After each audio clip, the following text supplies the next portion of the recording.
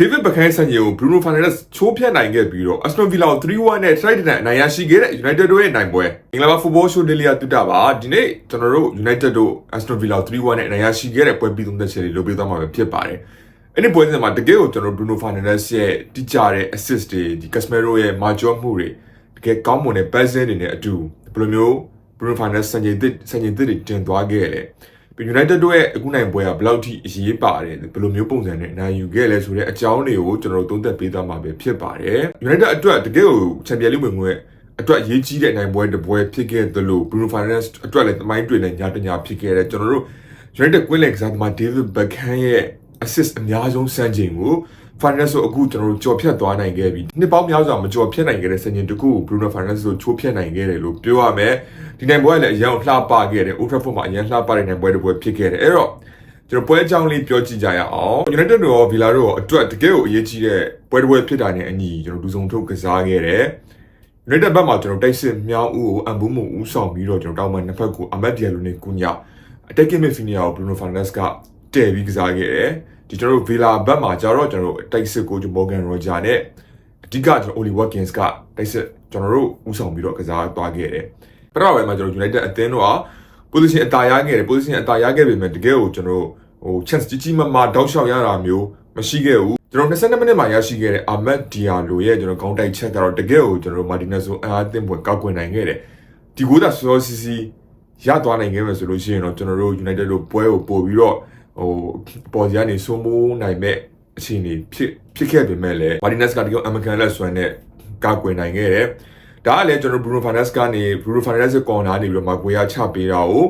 Ahmed Diallo တကယ်ကိုကောင်းတိုက်ဘယ်ဘက်ကိုသမားရဲ့ဘယ်ဘက်တောက်ချအောင်ကောင်းတိုက်ခဲ့ပေမဲ့လည်း Martinez တို့တကယ်ကိုကောင်းမွန်တဲ့လက်ဆွမ်းနဲ့ကောက်ကွယ်သွားနိုင်ခဲ့တယ်အဲ့တော့ပထမပိုင်းကျွန်တော်တို့ 0-0 နဲ့ပြီးဆုံးသွားခဲ့တယ်အဲ့တော့ကျွန်တော်တို့ Aston Villa ရဲ့ deadlock ကိုဖြေရှင်းနိုင်ခဲ့တာကျွန်တော်ဒုတိယပိုင်းမှာ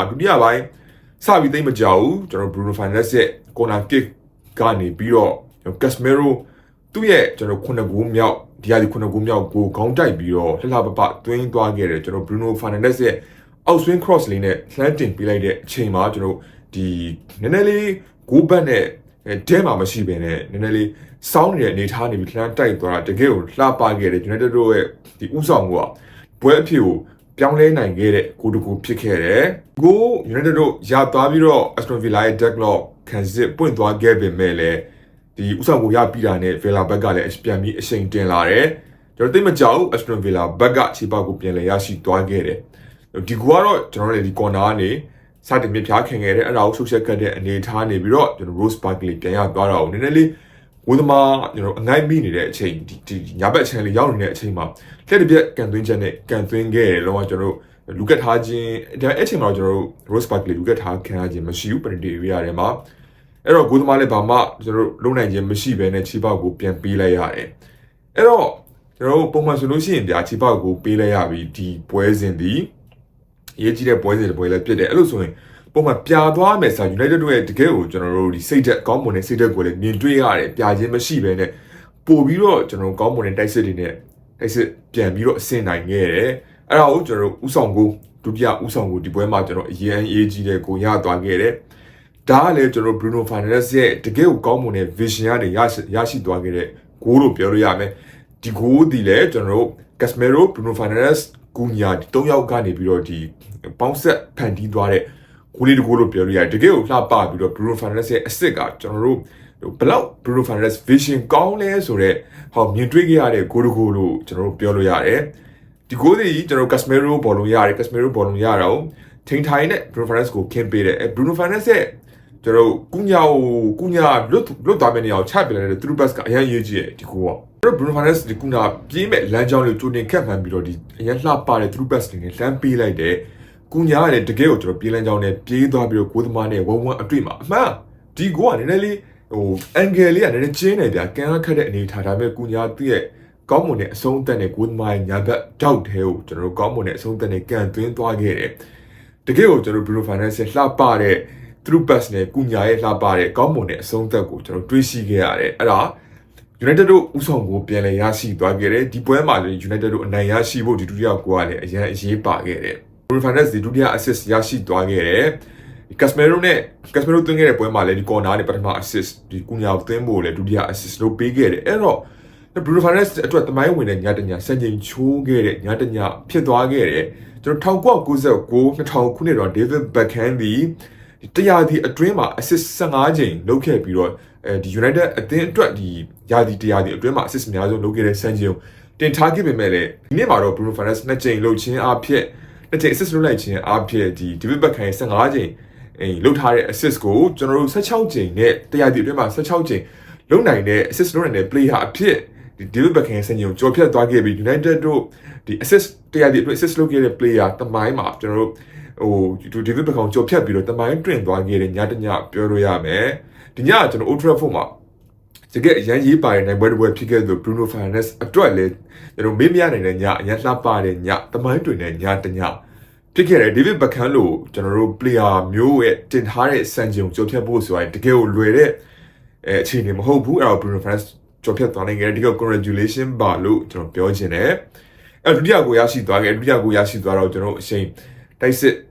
ကျွန်တော်တို့ဆက်မြင့်တယ်ကျွန်တော်တို့Benjamin Sesko တို့လူစားဝင်လာတဲ့တတိယဂိုးလည်းဒီလူစားဝင်လာတဲ့ Sesko ကပဲဒီ powerful kick နဲ့ကန်သွင်းသွားခဲ့တယ်ဒါဒီဂိုးဒီလည်းကျွန်တော်တို့ Casemiro ကျွန်တော် Bruno Fernandes ကူညာဒီ၃ယောက်ကျွန်တော်ခုနဒုတိယဂိုးမှာပေါင်းဆက်ထားတဲ့အတိုင်းပဲသူတို့ပေါင်းဆက်ပြီးတော့စူးစမ်းခဲ့တယ် Bruno Fernandes ရဲ့ဒီဘောလုံးဟိုးပုံ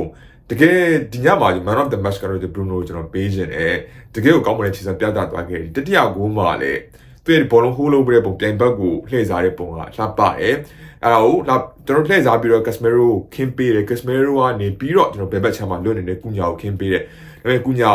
ကျွန်တော်ထိုးဖောက်ဖို့ကြိုးစားခဲ့ပေမဲ့လည်းဒီရှုပ်ချက်ခဲ့တဲ့နေထားနေပြီးတော့ဒီကျွန်တော် Sesko စီရောက်သွားတယ်ဘောလုံးက Sesko ကကျွန်တော် powerful kick နဲ့ကန်သွင်းပြီး deflect ဖြစ်ပြီးတော့ goal ဝင်သွားခဲ့တယ်ဒါကျွန်တော် Sesko အတွက်ဒီယုံကြည်မှုကိုထပ်ပြီးတော့ပြန်ရရှိစေခဲ့တဲ့ goal လို့ပြောလို့ရမယ် United တို့ပွဲဖြတ်နိုင်ခဲ့တဲ့ goal လို့လည်းပြောလို့ရမယ်အဲ့ဒါကို 3-1 နဲ့ပွဲပြီးသွားခဲ့တယ်တကယ်ကိုကျွန်တော် Aston Villa ကို3မှတ်ဖြတ်ပြီးတော့အဆင့်3နေရာမှာကျွန်တော်ရောက်ရှိသွားခဲ့ပြီးဒီနေ့ပွဲကတကယ် UCL ဝင်ခွင့်အတွက်ကိုအရန်အရေးကြီးတယ်ကျွန်တော် UCL ဝင်ခွင့်ကတေချာတလောက်ဒီပါဖြစ်သွားပြီလို့ကျွန်တော်ပြောလို့ရတယ်အဲ့တော့ Bruno Fernandes ကလည်းကျွန်တော် David Beckham ကို assist ကို16ချိန်နဲ့ကြော်ဖြတ်ပြီးတော့တရားဒီအတွင်း assist အများဆုံး player ဖြစ်သွားခဲ့ပြီးတကယ်ကို United UCL ဝင်ခွင့်အတွက်ကို Bruno Fernandes အတွက်ကိုတကယ်ကိုအရေးကြီးတဲ့ညချမ်းအရန်လှပတဲ့ Old Trafford ညချမ်းလေးဖြစ်ခဲ့ပါတယ် Aston Villa ကလည်းစူးစမ်းပေမဲ့လည်း United တို့ဒီစုစုယုံနဲ့တကယ်ကို team work နဲ့ပြန်လာနိုင်ခဲ့တဲ့ပုံကျွန်တော် Bruno Fernandes ရဲ့လှပတိကျတဲ့ assist တွေ Casemiro ရဲ့မာကျော်မှုတွေနဲ့အတူကူညာတို့ Sesko တို့ရဲ့ခြေစွမ်းပြမှုတွေကနေပြီးတော့ United တို့နိုင်ပွဲဖော်ဆောင်သွားခဲ့တယ်ကျွန်တော် man of the match ကတော့ကျွန်တော်ခုနပြောထားတဲ့အတိုင်း Bruno Fernandes ကိုကျွန်တော်ပေးခြင်းတယ်ညီကိုရဲ့ man of the match ကဘယ်သူဖြစ်မလဲကဲကိုယ်ကွန်မန့်တွေမှာဝင်အောင်ဆွေးနွေးသွားကြပါဦးအားလုံးကျေးဇူးတင်ပါတယ်